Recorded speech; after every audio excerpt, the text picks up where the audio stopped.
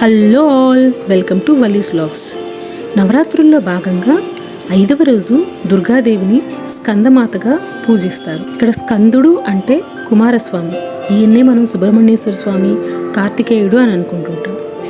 ఈయన వాహనం నెమలి. ఈయన దేవాసుర సంగ్రామంలో దేవతల గణాలకు సేనాధిపతిగా వ్యవహరించి ఆ యుద్ధాన్ని గెలుస్తారు.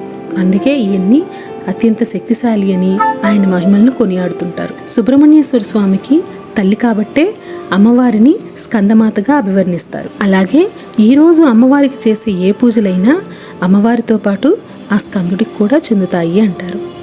అందుకే అమ్మవారి మూర్తిలో బాలస్కందుడి రూపం మనకు దర్శనమిస్తుంది. ఈరోజు అమ్మవారి మూర్తి 4 భుజాలతో దర్శనమిస్తుంది. అందుకనే అమ్మను చతుర్భుజ అంటారు. కుడివైపు ఒక భుజంతో బాలస్కందుడిని పట్టుకొని ఉంటుంది, 2వ హస్తంతో పద్మాన్ని పట్టుకొని ఉంటారు. అందుకనే అమ్మను పద్మహస్త అని కూడా అంటారు. ఎడం వైపు ఒక చేతిలో కమలం, 2వ చేతిని అభయహస్తంగా చూపిస్తూ ఉంటారు అమ్మవారు. ఈరోజు అమ్మవారిని ఎవరు ఉపాసించినా వాళ్ళని ఈ భవబంధాల బంగాళాఖాతం నుంచి, అదేనండి ఈ సంసార సాగరం నుంచి మోక్ష మార్గం వైపు వెళ్లే మార్గాన్ని అమ్మవారు చూపిస్తారు అని నమ్ముతారు. అదేనండి అమ్మవారి 5వ రూపం స్కందమాతాదేవి యొక్క విశిష్టత.